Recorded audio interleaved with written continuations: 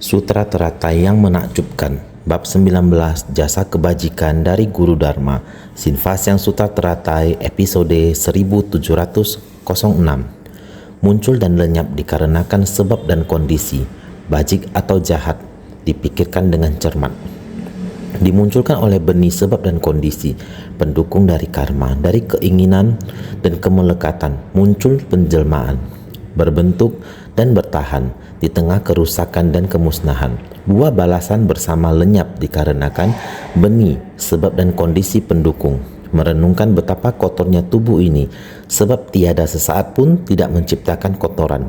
Merenungkan bahwa perasaan membawa derita, sebab nafsu keinginan tiada batas mendatangkan penderitaan pada batin. Dengan bersungguh hati untuk menghayatinya, memahami berapa banyak penderitaan di dunia, dimulai dari dimunculkan oleh benih sebab dan kondisi pendukung dari karma. Kita setiap orang berada dalam alam manusia pasti dikarenakan karma. Karma menjalin dan mengikat kita ke alam manusia. Karma adalah merupakan karma yang diciptakan pada kehidupan lampau. Jadi karma dimunculkan oleh benih sebab dan kondisi. Jadi dimunculkan oleh benih sebab dan kondisi pendukung dari karma. Apa yang disebut dengan karma? Karma adalah karena ketidaktahuan ataupun kebodohan batin. Sebersit ketidaktahuan akan melahirkan 3 tanda halus, yaitu keserakahan, kebencian, dan kebodohan. Dengan kondisi luar sebagai kondisi pendukung akan menumbuhkan 6 tanda kasar. Di waktu lalu, Master selalu mengatakan demikian. Sebersit niat pikiran, ketidaktahuan begitu muncul, keserakahan, kebencian, dan kebodohan akan mulai terikut. Jadi pembuka awalnya adalah ketidaktahuan ataupun kebodohan batin akan mengkondisikan dorongan karma. Dorongan karma akan menjalin kesadaran, kesadaran akan menjalin batin jasmani, batin jasmani akan menjalin 6 landasan indria, 6 landasan indria menjalin sentuhan, sentuhan menjalin perasaan, perasaan menjalin nafsu keinginan, nafsu keinginan menjalin kemelekatan, kemelekatan menjalin penjelmaan, proses penjelmaan menjalin kelahiran. Maka dimulailah satu kehidupan kita, lahir, tua, sakit, dan mati. Ketidaktahuan atau kebodohan batin ini dimulai dari semua perbuatan yang diciptakan dari kehidupan sebelumnya.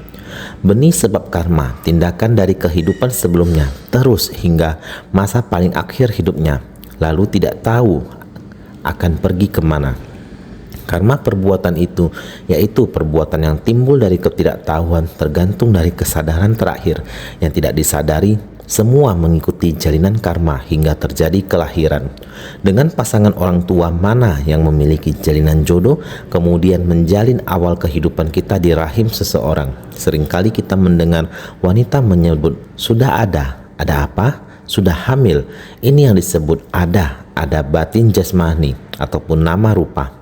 Ketika sepasang suami istri melakukan hubungan, sebab dan kondisi bertemu, yaitu perpaduan dari sperma ayah dan sel telur ibu membentuk seorang manusia. Ini sangatlah menakjubkan. Perlahan-lahan menjadi batin jasmani. Gabungan gen manusia mulai membentuk kehidupan. Inilah yang disebut sudah ada di dalam perut, dalam rahim ibu. Selama tahap perkembangan embrio, bentuk ini terus-menerus berubah sampai akhirnya menjadi tubuh manusia yang lengkap. Mata, telinga, hidung, lidah, tubuh, dan pikiran. 6 indera ini menjadi organ vital. Semua berkembang sempurna di dalam tubuh manusia normal. Ketika sebab dan kondisi matang, maka proses kelahiran terjadi. Bayi akan keluar dari rahim ibu dan muncul di dunia. Saat pertama kali bersentuhan dengan dunia, sensasi pertama yang dialami adalah rasa sakit.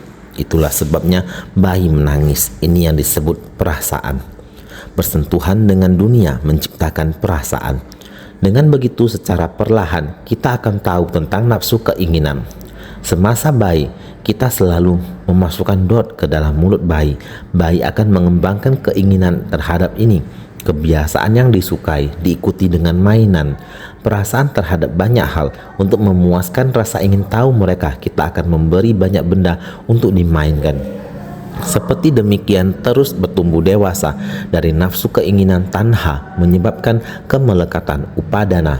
sering perlahan-lahan bertumbuh dewasa. Kemelekatan berubah dari mainan. Setelah mainan, seiring bertambahnya usia, nafsu, keinginan, dan kemelekatan ini bertumbuh dari sesuatu yang tidak dimiliki berubah menjadi hati dan pikiran yang penuh dengan keserakahan. Keserakahan terhadap sesuatu yang bukan milik mereka. Lalu mulai menciptakan karma dan memunculkan penjelmaan bahwa saya bersungguh-sungguh keras, bekerja keras, dan saya menggunakan berbagai cara dan trik. Saya telah memperoleh uangnya. Ini adalah penjelmaan. Ketika menggunakan berbagai cara dan trik, mungkin saja kita akan merugikan orang lain untuk menguntungkan diri sendiri. Ini juga memunculkan penjelmaan. Akan ada karma di dalam penjelmaan. Ini apapun kita sangat penurut dari kecil hingga dewasa, sangat baik hati, tahu menggunakan tubuh ini untuk berbakti dan menjaga orang tua, tahu untuk melakukan hal-hal bajik, tahu untuk bersumbangsi. Ini juga adalah penjelmaan ataupun bahwa menjadi berkah. Jika kita melakukan hal buruk, maka menciptakan karma. Namun jika kita melakukan hati cinta kasih, baik hati, maka itu adalah menciptakan berkah. Maka kemalangan dan berkah dapat diciptakan oleh karma yang kita lakukan di dunia. Baik berkah atau keburukan, keduanya adalah penjelmaan. Tergantung bagaimana kita melakukan dan menciptakannya, sehingga sepanjang hidup ini tidak dapat terus-menerus muda. Sejak lahir, dari masa kecil hingga masa remaja, dari masa kecil hingga masa remaja, dengan sendirinya hingga parubaya, sudah tua. Proses ini di dalam kehidupan sehari-hari, proses kehidupan dari masa kanak-kanak, masa muda, parubaya, hingga pada saat mencapai masa tua. Tubuh ini sudah mengalami penurunan fungsi, kemudian sakit, setelah sakit muncul kematian. Ini adalah 12 nidana datang ke dunia dan jalinan jodoh. Dimunculkan oleh benih sebab dan kondisi pendukung dari karma, yaitu di dalam benih sebab terdapat karma, menciptakan karma, sehingga dia memiliki jalinan jodoh kelahiran. Jalinan jodoh ini baik atau buruk mengikuti kondisi yang terlihat. Demikianlah jalinan jodoh menggandeng kita dari keinginan tanha dan kemelekatan upadana. Muncul penjelmaan, terbentuk dan bertahan di tengah kerusakan dan kemusnahan. Di dalam tubuh kita, jalinan jodoh membawa kita kembali ke dunia. Dan apakah dunia itu? Di dunia terbentuk, bertahan, rusak dan musnah. Dunia adalah bumi di mana kita hidup sebelum terbentuk menjadi bumi, setelah terbentuk menjadi bumi, setelah tercapai dan segala jenis benda di bawah langit, di atas tanah. Bukankah merupakan jutaan ribu benda di dunia ini demikian terbentuk? Dengan proses ini bertahan, itulah sebabnya kita sering mendengar arkeolog menggali artefak kayu dari dalam tanah, artefak yang berusia beberapa ribu tahun. Misalnya, sebuah mangkuk yang digali ternyata berusia puluhan ribu tahun. Setelah diteliti dengan seksama oleh para arkeolog, jelas dunia telah ada selama puluh ribuan tahun sebelum zaman kita. Dari apa yang mereka gali dari tanah, mereka berusaha memahami sejarah. Tampaknya ada kemakmuran di masa lampau. Tetapi apa yang terjadi sekarang hanya kehancuran tetap ada. Menelusuri kebijaksanaan kuno umat manusia, mereka menemukan petunjuk untuk membantu mereka. Berdasarkan petunjuk tersebut, mereka menemukan dataran ini. Oh, letaknya di sini. Dataran ini adalah area yang luas dan luas. Kemudian mereka mulai menggali. Melalui penggalian yang dalam, mereka melakukan penemuan. Mungkin mereka menemukan reruntuhan, bangunan yang berisi banyak benda. Seperti apa rupa visi orang-orang kuno? Hal ini juga berubah seiring waktu. Bagaimana rupa artefak kuno dan sebagainya. Semua ini dulunya ada di bumi. Semua ini pernah terbentuk dan bertahan. Maka materi yang ada di bumi, kita tidak akan menyelesaikan pembelajaran tentang itu. Sehingga terbentuk dan bertahan memakan waktu yang sangat lama. Antara terbentuk dan bertahan, perjalanan yang dilalui benar-benar sulit untuk menganalisisnya dengan sangat jelas. Seiring waktu berlalu, perjalanan ini hingga saat ini bumi sudah hampir rusak. Dahulu kala atau dalam agama lainnya, mereka menyebutnya sebagai akhir zaman. Buddha kita mengatakan demikian, bahwa ini adalah masa akhir dhamma di dunia yang tercemar.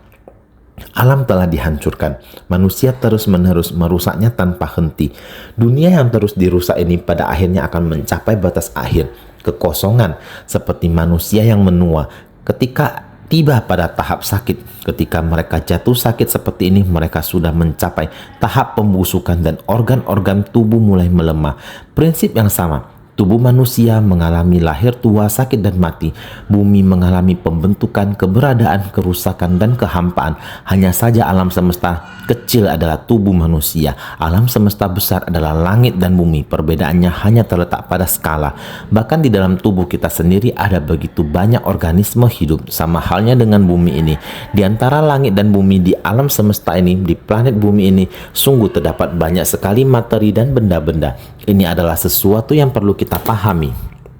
Sebagai makhluk awam, kita tidak dapat menjelaskan dengan kata-kata. Kita tidak bisa menjelaskannya dengan jelas. Meskipun kita ingin tahu, kita juga tidak bisa mengetahui semuanya. Oleh karena itu, Buddha selalu mengatakan, tak terhingga dan tak terhitung. Terutama terkait dengan waktu, kalpa. Kalpa yang tak terhingga dan tak terhitung. Makhluk hidup yang terlahir dari bumi, baik di masa lampau ataupun di masa sekarang, jumlahnya tak terhingga dan tak terhitung. Semua ini adalah hasil karma kolektif dari makhluk hidup sejak zaman dahulu kala, yang hidup bersama, bekerja sama, menciptakan karma bersama, dan menerima hasil karma kolektif bersama. Begitulah kita sebagai manusia, dan semuanya itu bermula dari satu kebodohan batin. Sejak timbulnya kebodohan batin ini, proses dari kehidupan ke kehidupan, karena benih sebab demikian, kondisi demikian, buah akibat demikian, balasan karma demikian. Kita tidak tahu dalam kondisi lingkungan seperti apa. Kita akan berkumpul kembali dan merasakan pengalaman bersama. Alam semesta pada era ini dan kehidupan manusia pada era ini, kita bersama-sama menciptakan karma, merasakan akibatnya dan menerima balasannya. Oleh karena itu disebut buah balasan bersama lenyap dikarenakan benih sebab dan kondisi pendukung. Proses kelahiran dan kematian silih berganti terjadi dalam ruang lingkup ini. Kita harus lebih bersungguh hati dalam menghayatinya. Ada begitu banyak hal yang belum dapat kita pahami dengan jelas, yang juga belum dapat kita ketahui sepenuhnya. Sekarang, mari kita lihat bagian naskah sutra berikutnya. Memperoleh tubuh yang murni seperti lapis lazuli murni, di mana para makhluk suka bertemu dengannya. Sutra Teratai bab 19, jasa kebajikan dari Guru Dharma. Buddha membina diri. Beliau memulai ketekunan, dan kita juga memulai dengan ketekunan, terus mencari prinsip kebenaran tanpa henti untuk meneruskan Dharma yang dibabarkan oleh Buddha. Bagi orang yang menyusun sutra, Dharma Buddha disebarkan secara lisan pada awalnya, baru kemudian ajaran disampaikan dari mulut ke mulut, dicatat bagian demi bagian, dan disusun oleh orang yang datang kemudian. Jadi sutra dan perbendaharaan sutra sudah ada sejak zaman dahulu kala. Lebih dari 2000 tahun yang lalu, selama lebih dari 2000 tahun ini, zaman berubah, ajaran Buddha berjaya atau runtuh beberapa kali selama kurun waktu tersebut. Jadi di sini pada masa ini adalah Dharma mirip sudah berakhir. Sekarang kemunduran Dharma sudah mulai era Dharma mirip berkembang pesat. Sutra, pengecoran perunggu, ukiran batu, tulisan papirus dan sebagainya. Kita melihat bahwa masa itu adalah masa ketika ajaran Buddha berkembang pesat. Ketika Buddha Dharma berkembang pesat demi untuk meneruskan Buddha Dharma, ini adalah sangat berharga. Sehingga menggunakan berbagai cara, baik melalui patung perunggu, batu yang diukir, atau dicetak dengan kertas. Ini semuanya terjadi di era yang berbeda. Namun tidak peduli era apa saat itu, selalu ada banyak sutra yang ditinggalkan. Kita harus tingkatkan dengan membaca sutra, menulis sutra, melafal sutra, dan bersujud pada sutra, demi untuk mendekatkan diri dengan Buddha Dharma. Kita harus tidak menyimpang dari Dharma ini. Jadi baik menyalin, membaca, atau melafalkan, kita masih harus membabarkan lagi. Sama juga harus mengatakan, demikianlah yang saya dengar. Yang perlu dijelaskan kepada kita, tubuh Buddha memiliki tubuh jelmaan, tubuh Dharma, tubuh balasan. Ketika datang ke dunia manusia dan proses yang sama. Ketika kita dilahirkan oleh orang tua kita, demikian pula setelah melatih diri menjadi tercerahkan, kemudian membimbing di dunia manusia. Jika tanpa inkarnasi dan sambogaya karma tidak dapat diwariskan, setelah itu mencapai nirwana. Itulah tubuh Dharma. Tubuh Dharma itu murni. Dharma memberitahu kalian ini adalah Dharma yang paling murni. Dharma sudah dibabarkan tanpa wujud dan tanpa jejak. Itu tergantung pada orang yang menggunakan telinganya untuk mendengarnya. Seberapa banyak Anda memahaminya, seberapa banyak kamu mengekspresikannya. Dharma seperti itu, praktiknya seperti ini. Kita mulai memanfaatkan Dharma ini pada tubuh kita. Ketika kita mempraktikkannya dengan tindakan nyata, apa yang ingin dilakukan, kita mulai memanfaatkan tubuh kita. Dharma Buddha mulai diterapkan pada tubuh kita. Naskah sutra berikutnya, dikarenakan tubuhnya yang murni, para makhluk pada 3000 maharibu dunia, baik pada waktu lahir atau mati, unggulan atau rendahan, baik atau buruk, terlahir di tempat baik atau tempat buruk, semuanya akan ditampakkan dalam tubuh ini. Sutra Teratai bab 19, jasa kebajikan dari Guru Dharma. Ini dikatakan bahwa Dharma Buddha sudah berada di dunia, menyebar luas di 3000 maharibu dunia. Sebelumnya kita mengatakan bahwa 12 nidana juga merupakan bagian dari Dharma. Makanya 4 kebenaran mulia ajaran 12 nidana, kita menggunakan Dharma ini sangat universal. Makhluk hidup hendak memberitahukan kepada kita semasa makhluk hidup lahir ketika meninggal. Tadi sebelumnya ada mengatakan 12 nidana mewarisi jalinan jodoh karma masa lampau dan menerima karma balasan di salah satu kehidupan berikutnya. Seumur hidup kita semuanya adalah akibat dari perbuatan kita di masa lampau. Kehidupan lampau di kehidupan kali ini disebut waktu lahir. Segala jenis kelahiran, segala jenis waktu ini dinamakan kelahiran. Segala jenis waktu kelahiran, namun masih ada meninggal. Kita lahir, meninggal, meninggal, lahir. Kalau tidak, ajaran Buddha kita memberi panggilan untuk orang yang meninggal dengan sebutan kelahiran kembali. Kelahiran kembali adalah melepaskan tubuh ini dan terlahir di tubuh lainnya. Kesana untuk terlahir kembali disebut sebagai kelahiran kembali. Makanya ini disebut dengan meninggal. Saat meninggal, saat akan dilahirkan, pasti ada saatnya akan meninggal. Dalam kehidupan dan kematian, di manakah kita diingin dilahirkan? Apakah di keluarga yang terbaik, negara yang terbaik, lingkungan yang terbaik, atau di tempat yang paling rendah, sangat miskin, sangat jelek, atau tempat ketinggalan zaman? Jadi, baik merujuk pada kondisi yang baik, buruk merujuk pada kondisi buruk seperti kelahiran dengan cacat lahir dan lain sebagainya. Dalam kehidupan yang paling kita benci adalah buruk dan yang paling diinginkan adalah baik. Baik kita dilahirkan di tempat baik atau buruk itu bukan kendali kita, melainkan karena karma, sebab dan akibat kita.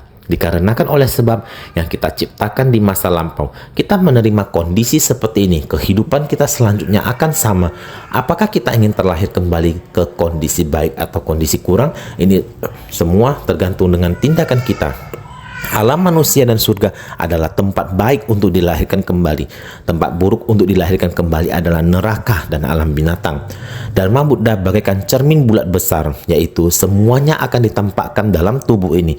Semua hal baik dan buruk telah dijelaskan kepada kita melalui ajaran Buddha. Kita seharusnya memahaminya. 3000 maharibu dunia mencakup balasan karma dalam dan luar berupa lingkungan hunian dan balasan karma langsung. Dalam adalah merujuk pada batin sendiri. Dalam satu tubuh terdapat 3000 dunia adalah tanah bagi agregat rupa dan juga agregat perasaan, agregat persepsi, agregat dorongan karma, dan agregat kesadaran sehingga membentuk makhluk hidup. Ada berbagai nama sebutan seperti 5 agregat pancaskanda, 12 landasan indera, 6 akar indera, dan 6 kesan indera. 18 elemen kesadaran, 6 akar indera, 6 akar kesan indera, 6 kesadaran indera, dan lainnya sebagai nama palsu. Luar adalah merujuk pada alam yang tak berjiwa. Makhluk berjiwa memiliki berbagai nama sebutan di dunia. Sesuai prinsipnya, sebersit pikiran bodoh akan melahirkan 3 tanda halus. Dengan kondisi luar sebagai kondisi pendukung akan menumbuhkan 6 tanda kasar. Ketika pikiran berhenti dinamakan mati. Jadi 3000 dunia mencakup balasan karma dalam dan luar. Dalam berarti batin sendiri, luar adalah lingkungan. Batin sendiri adalah karma yang diciptakan pada masa lampau. Juga adalah pikiran yang mulai menciptakannya. Maka tertarik sampai pada masa kehidupan saat ini. Tidak dapat dipilih atau dikendalikan oleh diri kita sendiri. Datang begitu saja. Inilah dalam satu tubuh terdapat 3000 dunia adalah tanah bagi agregat rupa. Apakah batin kita dipenuhi dengan keinginan ataupun telah memahami hal ini? Hargai saja, saya tidak ingin serakah.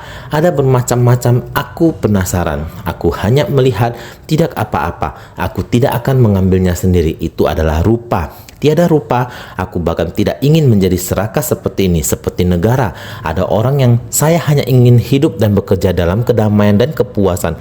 Saya tidak ingin memilikinya. Prinsip kebenaran yang sama. Saya berdiam di sini, kenapa saya mesti pergi melihat pemandangan batin jika setiap detik tidak terlepas dari pemandangan batin kita? Untuk apa kita pergi melihat pemandangan luar? Mengapa harus jalan-jalan ke luar negeri? Ini sama, batin berdiam di dunia ini. 3000 dunia diciptakan oleh batin. Maka batin kita akan teguh. Tubuh dan batin kita dapat berdiam dengan tenang. Tenang dalam membina diri, tenang berdiam dalam batin Anda. Berfokus pada satu pikiran. Kita harus mengetahui di dalam 12 sebab musabab terdapat 5 agregat. Rupa, perasaan, persepsi, dorongan karma, kesadaran. Kita semua memiliki tubuh ini. Tubuh ini disebut sebagai rupa. Memiliki tubuh ini berarti dalam proses kelahiran, kepenuaan, sakit dan kematian kita akan mengalami berbagai perasaan.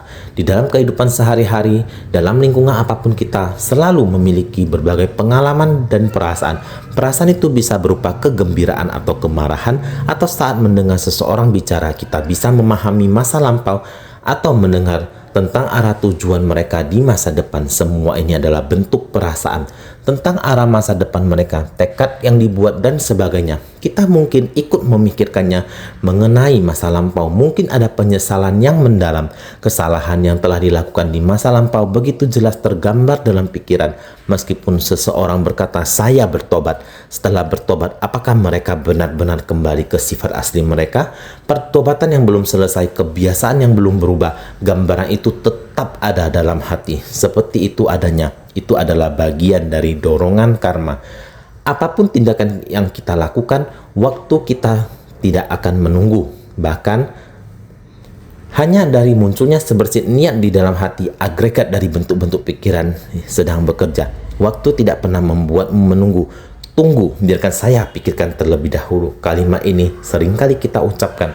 Tunggu, biarkan saya pikirkan terlebih dahulu. Tunggu, di ujung mulut kita berkata tunggu. Waktu tidak akan menunggumu, detik ke menit terus berjalan seperti itu. Maka inilah disebut dengan agregat persepsi. Setiap niat pikiran kita, ia juga akan berubah dari waktu ke waktu, dari detik ke detik. Pada setiap menitnya tidak akan pernah berubah dan tidak ada cara untuk meninggalkan kita dengan kumpulan formasi semacam ini setiap detiknya.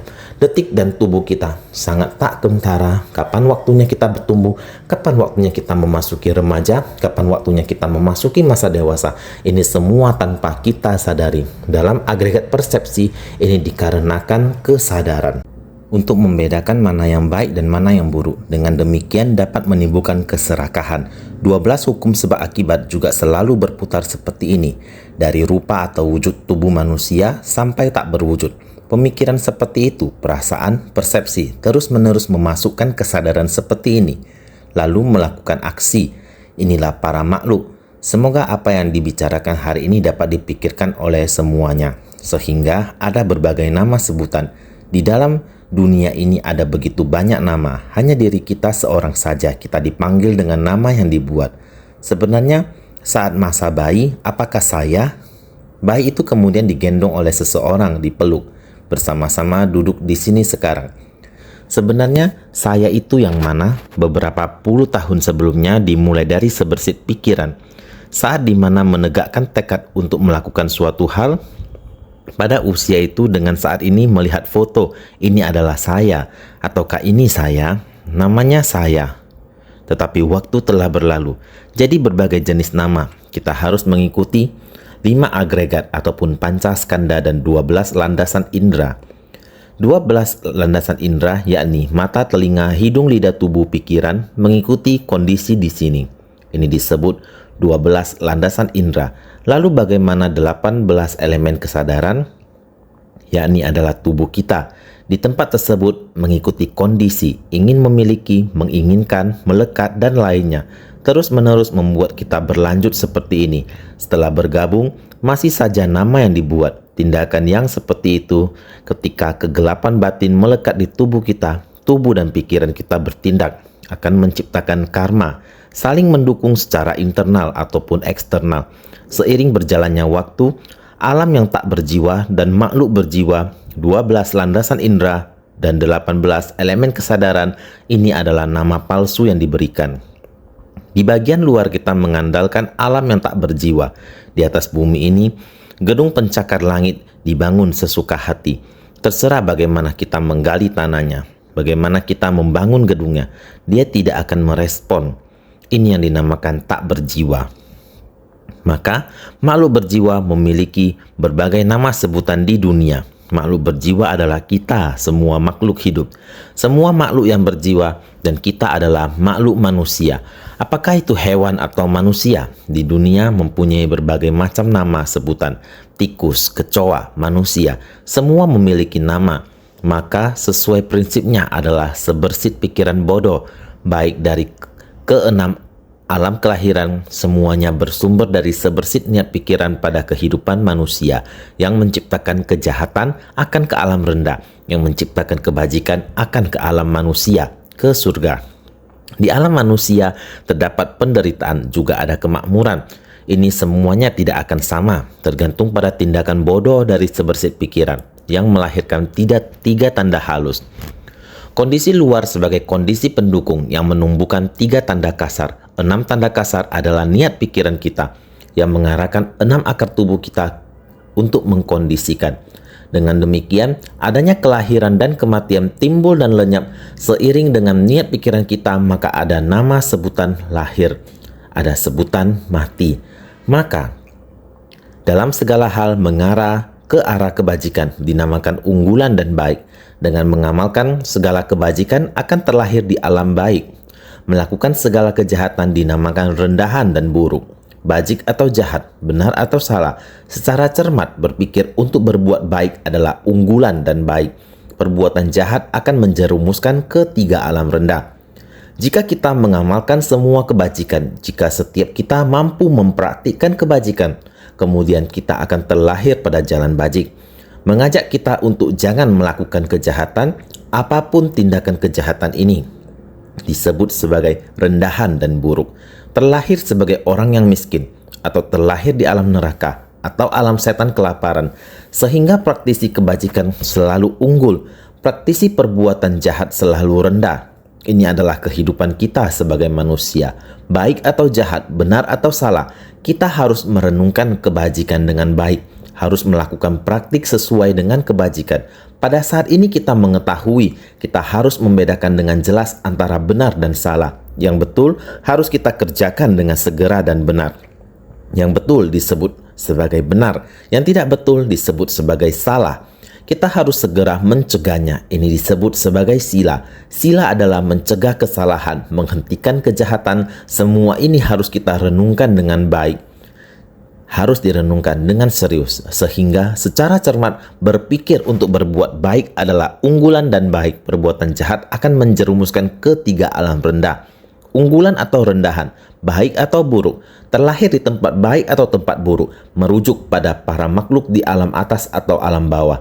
Rupa baik atau rupa buruk, terlahir di alam baik atau alam rendah. Sehingga unggulan atau rendahan ini terletak di antara baik atau buruknya kita. Kebajikan yang unggul disebut sebagai baik, yang rendah disebut sebagai buruk. Kehidupan yang buruk sehingga terlahir di tempat baik atau tempat buruk. Dengan melihat apakah kita akan terlahir di tempat baik atau di tempat buruk, semua ini terletak pada niat batin dan perilaku kita. Sehingga baik alam unggul atau alam rendah, terdapat makhluk hidup yang memiliki rupa yang baik dan rupa yang buruk. Kita ingin terlahir di alam kondisi baik, agar orang yang melihatnya merasakan sukacita. Ketika timbul sukacita ketika orang melihat Anda, maka itu adalah rupa yang berharga. Baik Anda memiliki uang atau tidak memiliki uang. Jika orang membencinya, hal tersebut juga merupakan buruk. Pada kehidupan berikutnya, para makhluk terlahir kembali di alam baik atau alam rendah, tergantung dari baik dan buruk yang Anda praktikkan, serta hal-hal yang tinggi atau rendah, baik atau buruk.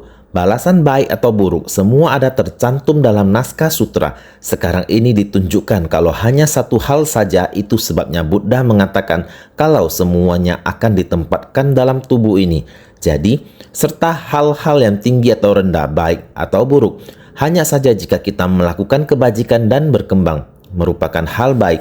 Jika kita melakukan kejahatan dan mundur, ini adalah hal buruk. Jadi hal yang tinggi atau rendah, baik atau buruk tergantung pada niat pikiran dan tindakan kita. Balasan baik atau buruk apakah tercantum dalam sutra? Mengapa kita harus membaca sutra?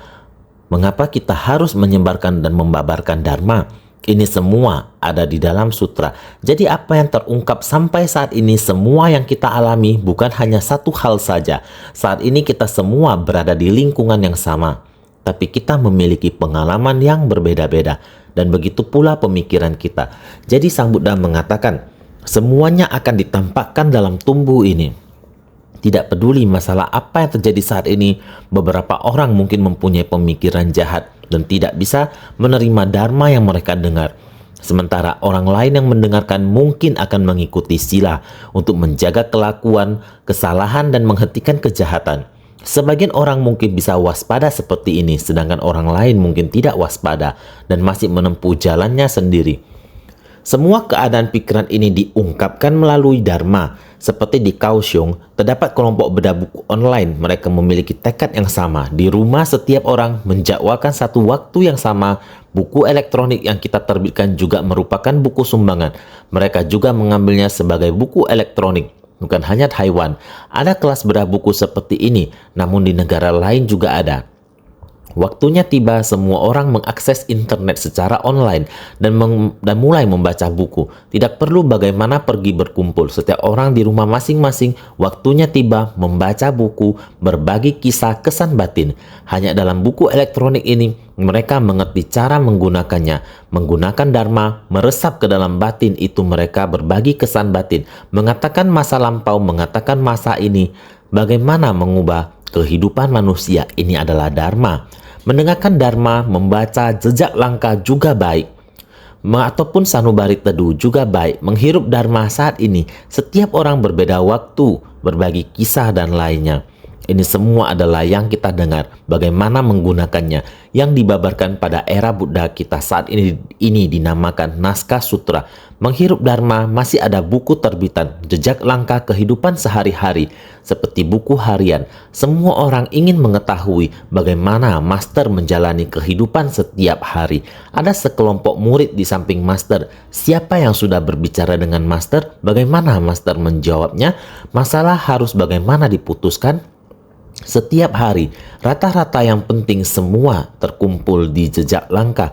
Seperti buku harian, ada yang berminat. Mereka sekelompok orang ingin tahu apa yang dilakukan master setiap hari. Mereka membaca sehingga semua hal mereka tahu. Kapan dan di mana melakukan apa, semuanya tahu. Singkat kata, kita harus tahu mempelajari ajaran Buddha, harus baik-baik bersungguh hati, harus baik-baik menegakkan sila. Menegakkan sila baru bisa mencegah perbuatan jahat. Baru bisa tahu bagaimana manusia berasal. Dari ajaran 12 nidana sampai pada kehidupan saat ini, berlanjut ke kehidupan masa mendatang. Masa lampau kehidupan ini yaitu masa lampau sebelumnya, dan lain-lain. Di kondisi yang ada, berbicara mengenai 3000 maharibu dunia, dharma benar-benar sangat banyak. Kita tidak sanggup menyampaikannya, tetapi pemikiran kita merenungkan, sekarang terdengar dan simpan di batin. Ini dinamakan merenungkan. Merenungkan ini harus dengan sepenuh hati, sekadar mendengar. Perasaan sekarang, waktu sehari, kamu berhadapan dengan berapa banyak kondisi fenomena yang kamu lihat terukir dalam batin. Kamu bagaimana merasakannya? Dharma yang paling penting ada dalam batin. Sekarang dalam kondisi ini, suara yang terdengar, fenomena yang terlihat, terukir dalam batin. Pemikiran dan perenungan itu sejalan. Yang bisa dirasakan oleh dharma. Merasakan dharma, maka akan paham untuk mencegah perbuatan jahat, menjalankan kebenaran, menuju maju. Mencegah kejahatan, maka tidak akan terjerumus. Berharap semua orang paham mendengarkannya. sehingga harus senantiasa lebih bersungguh hati.